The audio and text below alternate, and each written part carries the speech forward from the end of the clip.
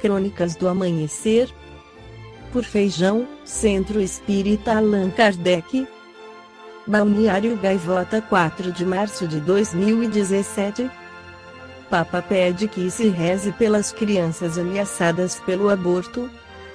O Papa Francisco fez, neste domingo, um apelo à defesa da cultura da vida, e pediu que se reze pelas crianças ameaçadas pela interrupção da gravidez.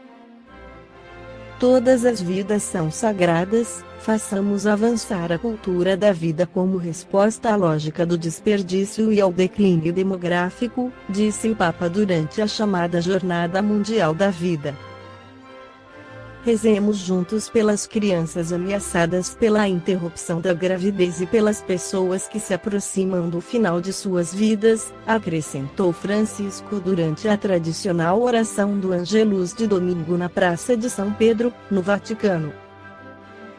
Desde sua chegada ao Vaticano, o Papa expressou em várias ocasiões preocupação com a queda da taxa de natalidade na Europa, particularmente na Itália. Em sua encíclica Laudato Si, de junho de 2015, afirmou que o crescimento demográfico é plenamente compatível com o desenvolvimento integral e solidário.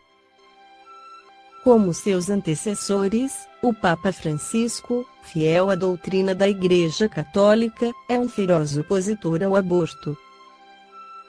No ano passado, porém, durante o chamado Jubileu da Misericórdia, o pontífice fez um gesto em direção às mulheres que abortaram e se arrependeram, permitindo que os padres as absolvam, algo que até então só os bispos podiam fazer. A doutrina espírita trata clara e objetivamente a respeito do abortamento, na questão 358 de sua obra básica Livro dos Espíritos, de Allan Kardec pergunta: constitui crime a provocação do aborto, em qualquer período da gestação? Resposta dos Espíritos: há crime sempre que transgredis a lei de Deus. Uma mãe, ou quem quer que seja, cometerá crime sempre que tirar a vida a uma criança antes do seu nascimento, por isso que impede uma alma de passar pelas provas a que serviria de instrumento o corpo que se estava formando.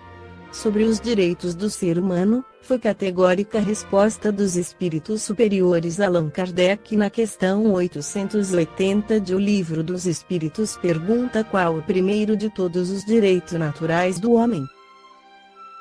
Resposta dos Espíritos: o de viver.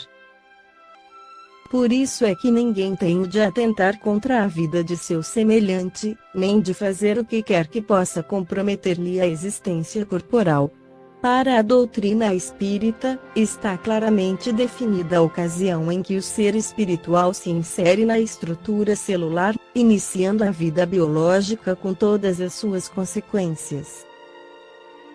Na questão 344 de O Livro dos Espíritos, Allan Kardec indaga aos espíritos superiores pergunta: em que momento a alma se usa ao corpo? Resposta dos Espíritos: a união começa na concepção, mas só é completa por ocasião do nascimento. Desde o instante da concepção, o espírito designado para habitar certo corpo a este se liga por um laço fluídico, que cada vez mais se vai apertando até ao instante em que a criança vê a luz. O grito, que o recém-nascido solta, anuncia que ela se conta no número dos vivos e dos servos de Deus. As ciências contemporâneas, por meio de diversas contribuições, vem confirmando a visão espírita acerca do momento em que a vida humana se inicia. A doutrina espírita afirma essa certeza definitiva, estabelecendo uma ponte entre o mundo físico e o mundo espiritual, quando oferece registros de que o ser é persistente à morte biológica. A tese da reencarnação, que o Espiritismo apresenta como eixo fundamental para se compreender a vida e o homem em toda a sua amplitude, hoje é objeto de estudo de outras disciplinas do conhecimento humano que, através de evidências científicas, confirmam a síntese filosófica do Espiritismo: nascer, morrer, renascer ainda e progredir sempre, tal é a lei. Assim, não se pode conceber o estudo do abortamento sem considerar o princípio da reencarnação, que a parapsicologia também aborda ao analisar a memória extracerebral, ou seja, a capacidade que algumas pessoas têm de lembrar, espontaneamente, de fatos com elas ocorridos, antes de seu nascimento. Dentro da lei dos renascimentos se estrutura, ainda, a terapia regressiva vivências passadas, que a psicologia e a psiquiatria utilizam no tratamento de traumas psicológicos originários de outras existências, inclusive em pacientes que estiveram envolvidos na prática do aborto. No livro Alvorada Nova, o espírito Caibar Chutel, pela psicografia de Abel Glaser, informa que a Casa da Criança acolhe bebês, oriundos dos mais diversos lugares, os quais tiveram seus processos reencarnatórios interrompidos, muitos deles por meios abortivos. Em estado de miniaturização, eles aguardam a próxima oportunidade de reencarnar. São crianças especialmente cuidadas para não receberem influências de entidades outras a quem muito devem.